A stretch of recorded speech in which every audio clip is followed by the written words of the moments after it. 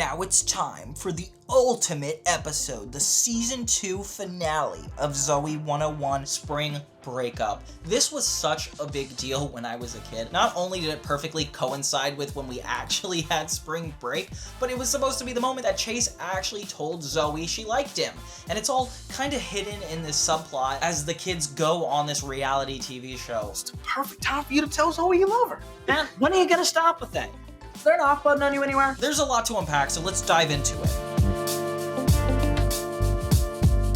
So Zoey starts out on the computer, which she hasn't really been since the beginning of the season. Like in the first season, there was her communicating to her friends and family through the computer, and I don't know why it has to happen here. She's explaining that they're going to Logan's, essentially cutting out the idea that we have in Act 1 and lead into why they're going to Logan's. Like they're just talking about how they're just gonna go. His dad's this major TV and movie producer, so the place is supposed to be like amazing.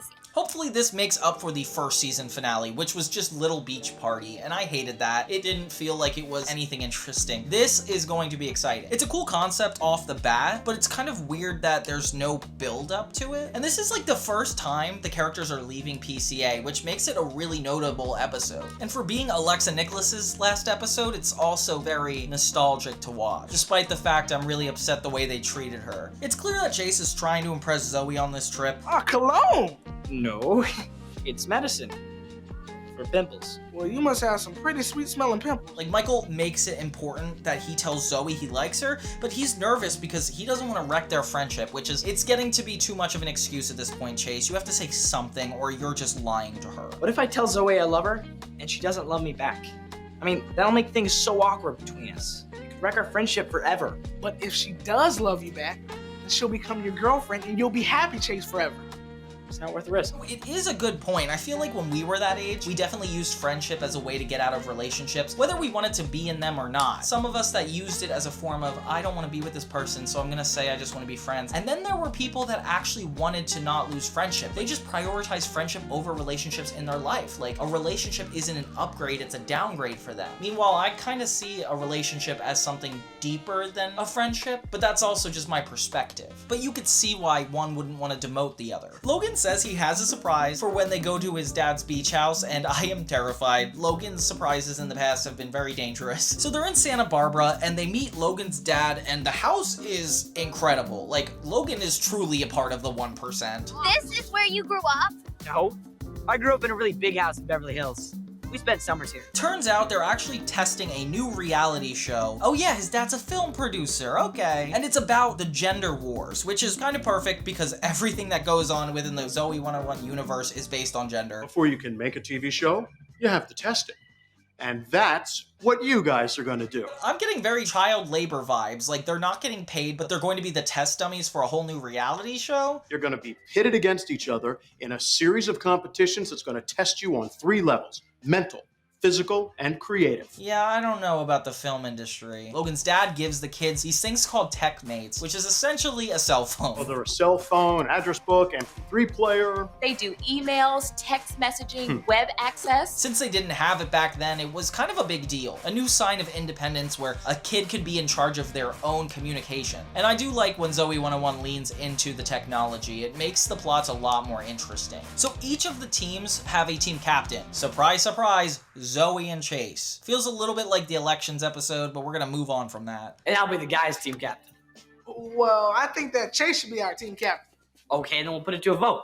All those in favor of me? Chase. Michael argues with Chase that this is the exact perfect time to tell Zoey he likes her, but I don't agree, Michael. I feel like if we're about to start a game show, this is not the appropriate time. Like, especially if she rejects him, like, we don't have time for that. So Michael and Chase are arguing, and Chase is just like, no, I'm not gonna. Even sends him a text message saying, I'm not gonna tell her I love her. If I tell Zoey I love her, it could wreck our friendship. In the unnecessary B-plot, Quinn is making an energy drink, and I don't know why they let her bring all of her equipment to Logan's house. It'll give you 17 times more energy than any other drink on the market. So, is it ready? Not yet. It's too powerful. It's kind of funny to think that they end up dating, and this is how they spent their first time meeting Logan's dad. Let's move on from that. So she invents this energy drink and leaves all of her stuff behind for Dustin to find it and drink it. Oh, okay, so Dustin gets a plot. It's not necessary, but it's a plot. Yeah, I love this. It's like climbing stairs, but it never stops. The next morning, Chase realizes that he texted Zoey instead of Michael, saying that he loved her. Who did I send it to? Zoey. Zoey? Zoey? Oh my god! Oh my god! So Chase and Michael are freaking out, and I would be too. If I was in that position where I accidentally told somebody I liked them without intentionally setting it up, I would be like, oh my god. Like, as a viewer, I felt anxiety for Chase. Like, this is well justified to freak out like this. Ugh, if I could go back in time, though, I would just tell her in person when I had the chance. But you know what? That would have been 2 seasons ago, Chase. I just think if you like somebody, you should tell them, and even if it's a rejection, at least it's something, and you have a better relationship regardless. And if you're not friends anymore, it's just not meant to be. You can't push something like that. But this show did teach me a lot about relationships, and I will never be Chase. Message unread. She hasn't seen it yet. You sure? Yes! So Chase sets out to try to get the phone back before Zoey can look at the message. Then we get to the actual reality TV show part of this. Our 3 judges. I don't know how the dad got so many judges to show up at his house for this test trial. Like, it seems like it's supposed to be in a studio if you're doing it. Chase manages to get Zoey's phone, delete the text, but he can't give her phone back. How does she not notice this? The first challenge is a scavenger hunt, and I wish this had a little bit more plot. Like, it feels like the scavenger hunt and all of this extra activities are just a layer for what we really care about, and it's Zoey and Chase's relationship. You're the fastest. You take these numbers to Chase so we can open the safe. I'm not the fastest when he's all full of fries. We got him bouncing around. Yeah, give me those. Okay. Text message the combination to Zoey. Quinn, you're brilliant. Just do it. The girls realize that Chase had Zoey's phone the whole time, and they think that he cheated. When they confront him in front of everybody, he cannot admit why he sent the text message, and I personally would have admitted it at this point. I cannot believe he wouldn't stand up for himself here. Just tell me why you took it and I'll believe you didn't cheat. Tell me why. See? I told you. He cheated. I can't believe you do this. Zoey confronts him and is like, if you're not cheating, why would you delete a text message? He tries to reason with her, but she just rejects him. And I would too, Chase. You're being really shady, especially considering in other seasons, you tried to figure out her test results just to get closer to her. Like, this guy's a red flag altogether. Just tell her. I can't. Ugh, whatever. And they essentially break up as friends, which is so funny because you think it's gonna be like they get together and break up, but no, they are not friends anymore. Of course you're not gonna be friends anymore, Chase. You earned it. The next challenge is to make these nerdy looking adults cool. He's 26 years old and has never kissed a girl. I feel like this has to be offensive a little bit. They pretty much make over all these guys, and the team with the most attractive person by the end of it wins, which is super materialistic if you ask me. They end up going through with it, and the girls win, making a tie between the two. The judges are like, oh my god, what do we do with a tie? But you had to have seen this coming. We have a tie. Zoey and Chase have this really uncomfortable distance between them, which only escalates when it's time for the final match between both of the team captains. Of course, it's Zoey and Chase. Try to knock each other off the pedestal and into the water. First one to be knocked into the water 2 times loses. With the other cast of characters staying on the sidelines, and they're able to kind of squirt their water guns, but you know they're not doing much.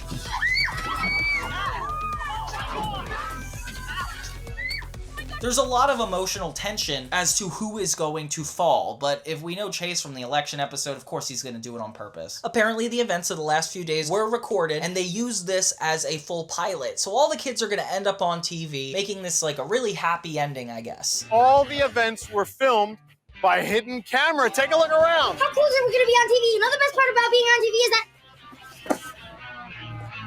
Dustin ends up passing out from the energy drink, and that wasn't a plot at all. Like, at least incorporate the energy drink to happen to one of the other characters during the reality TV show part. I mean, it feels like the reality TV didn't even need to happen. So Chase and Zoey end up making up by the water fountain, but Chase still doesn't take the opportunity to tell her he likes her. So frustrating for everybody who cares about these people. And her hair, I just noticed, is a lot more curlier in this. The entire second season thus far has been darker hair, but not curly yet. yet. And this is kind of initiating a new era because she starts wearing it curly all the time after this season. It feels a lot like the school dance episode where they kind of admitted that Chase liked her, and I don't know why it's a secret here, but he does it. He makes the decision to tell her and he texts it to her. Oh, but even funnier enough, Zoey left her tech mate at the water fountain, meaning that it fell in after Chase's text sent, destroying the phone, and Zoey never finds out that he likes her. Wow.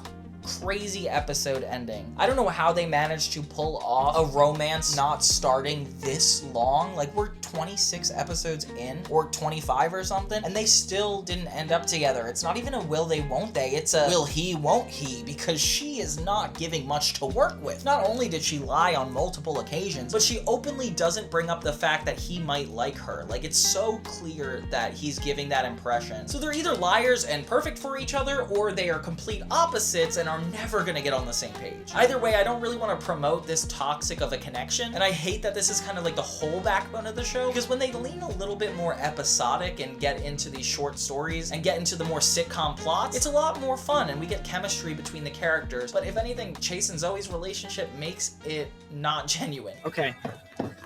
The message is... But I don't know, ending on this note for season 2 is kind of nice because it's like they proved once again they could hit the reset button and give us more of the same episodes. But for me, it does feel like it's stalling the progression of the show at all. I will admit the second season has gotten so much better compared to the first, even though it feels like kind of like a revamp with Lola instead of Dana. It definitely pulled its weight and became a lot more enjoyable, with this season finale at least offering something to end on. No more Little Beach Party for me, no thank you. Because I don't want Zoe to know I love Brussels sprouts. You love Brussels sprouts?